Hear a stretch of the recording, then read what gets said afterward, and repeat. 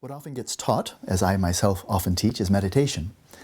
But it's very easy, again, in our rather reductionistic society, to isolate meditation in and of itself and to take it outside of context.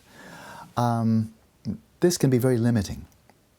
And so when we speak of the Buddhist path, I'll speak in, I think, what will be very meaningful generalizations that will be true for Zen, for Theravada Buddhism, Tibetan Buddhism, and so forth. The path begins by taking a very close look at our lifestyle, our mode of behavior. Behavior by way of the body, the speech, even our mental behavior. And with a question, in other words, not just obedience, not simply conforming to somebody else's norms or ethical principles, but starting out with a question, and that is in terms of my own behavior, what types of behavior on my part are conducive to my own and others' well-being? Not just their hedonic pleasure, which I can just give you some money, it might make you happier, but then the money's gone and then you're no happier than you were before, right?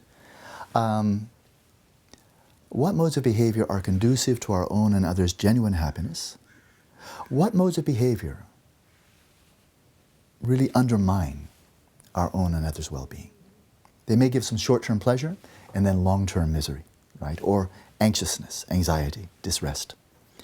These are ethical questions. And the Buddhist path begins there. Ethics is said to be the golden ground, the basis upon which any spiritual practice must be developed. And I think this is a universal truth. You find it in the yoga tradition. Yama, niyama. That which is to be followed, that which is not to be followed, and on that basis, then you can go into specific practices to transform, purify, refine your body, your mind, and eventually achieve very deep states of samadhi, the culminating phase of yoga. But it must begin with ethics. And I'll give an analogy to this that I think is quite close, and that is in traditional forms of medicine, such as the Indian Ayurvedic tradition, traditional Tibetan medicine, which is deeply rooted in Indian Ayurvedic, traditional Chinese medicine. For all of these traditional modes of healing, you come for a diagnosis, and then once the healer or the doctor has diagnosed what the problem is, very likely in many of these cases, they will give you some herbal compounds. Chinese herbs, Indian Ayurvedic, Tibetan herbs, herbal pills, they'll probably be quite small. If they're pills, quite small. And they say, here are the herbs.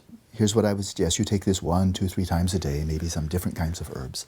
But they will also say, almost invariably, here are the herbs, but you see how small they are. But now you must attend to your diet. Now, if we're eating maybe just a tiny handful, just a few little pills of herbs, now consider, in terms of sheer mass, how much food are we eating? Half kilo, maybe 1 kilo even, every day. And so, which is more mass? The food utterly overwhelms. Who eats 1 kilo of medicine a day? Or even a half kilo? I think nobody. But eating a half kilo for a meal is not at all uncommon. So the doctor will say, you must avoid this type of food. If you eat it, and you take the medicine, the efficacy of the medicine will be nullified. Do eat this kind of food. This will help you, and that will help the medicine to be more effective. So if one says, oh, I just want to eat what I want to eat, and don't talk to me about exercise, I don't like exercising. Don't bother me with lifestyle, just give me the medicine. Well, that works well for Western medicine, because they're giving you a powerful drug, in many cases, will overwhelm the influence of diet and behavior. But often those drugs are also suppressing symptoms and not getting to the root of the problem. In traditional medicine, there's very little in the way of medicines that are designed to suppress symptoms, hardly any. Most of the medicines they give are to heal the problem from its root. But that must entail transforming your diet, following dietary guidelines, and very often something about behavior as well. So in a similar fashion, I would liken meditation to medication. And that is, if we're awake for 16 hours a day, how many of us, frankly, are meditating 14, 15, 16 hours a day? How many of us are behaving, active, doing something during 16 hours a day? I think it's a strong analogy that our behavior is saturating our waking life and even into our dreams. And so if we don't transform the behavior, but say, never mind that, I just want to meditate, it's like taking the medicine but ignoring the dietary counsel, which frankly, as a person who's been teaching meditation for 33 years now, if we don't transform our behavior, and go out of our way to deliberately lead ethical ways of life, avoiding to the best of our ability injurious behavior by body, speech, or mind, and whenever possible trying to be of service. If we don't do that, we say, never mind that. That's irrelevant. I just want to meditate. The meditation will have only the most superficial impact on the life. But in terms of spiritual evolution, profound transformation, I think it's hopeless, completely hopeless. So it begins with ethics.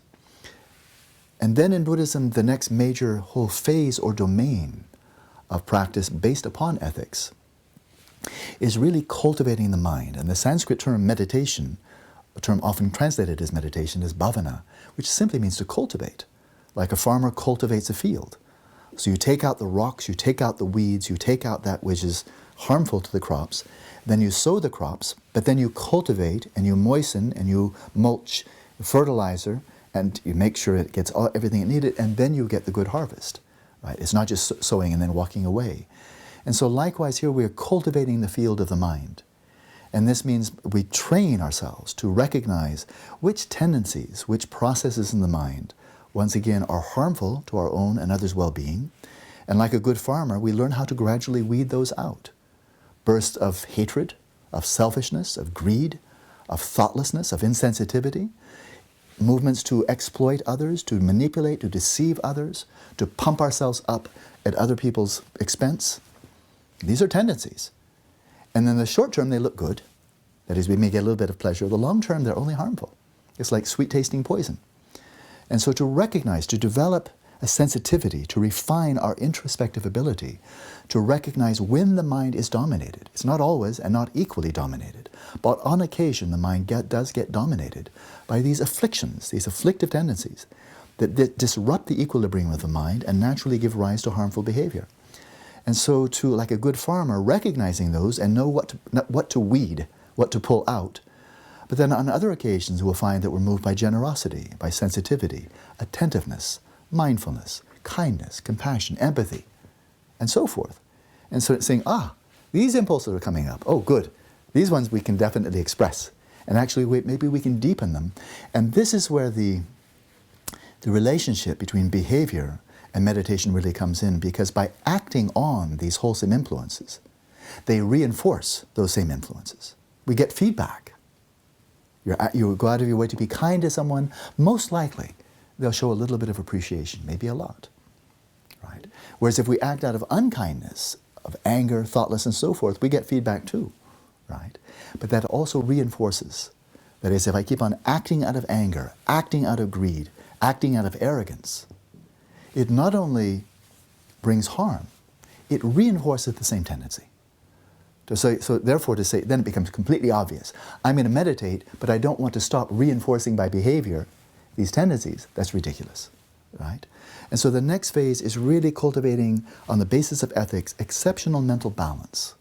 Exceptional, outstanding mental balance, that is weeding out afflictive tendencies and cultivating qualities like mindfulness, introspection, cultivating qualities of attentiveness, of empathy, of altruism, compassion, generosity, and so forth.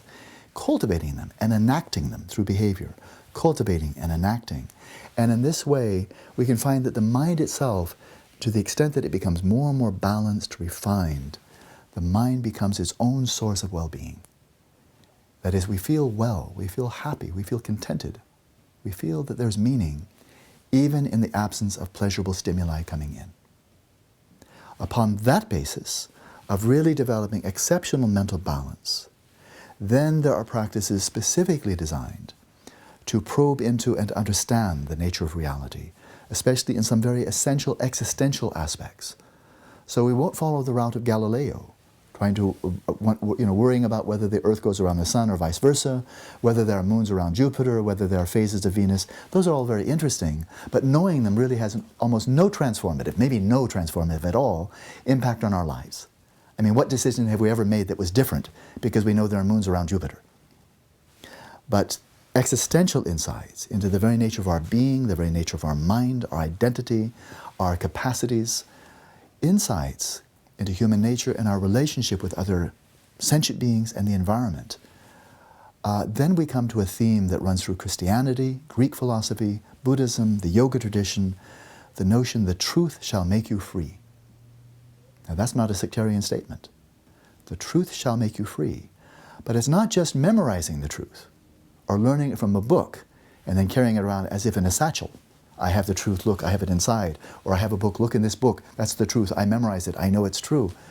But rather knowing the truth experientially and letting that truth so deeply saturate our minds, our behavior, our values, that we become the truth that we know.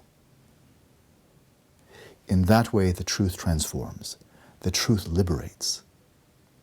And such knowing is the antidote to the ignorance that lies at the root of suffering in the Buddhist understanding.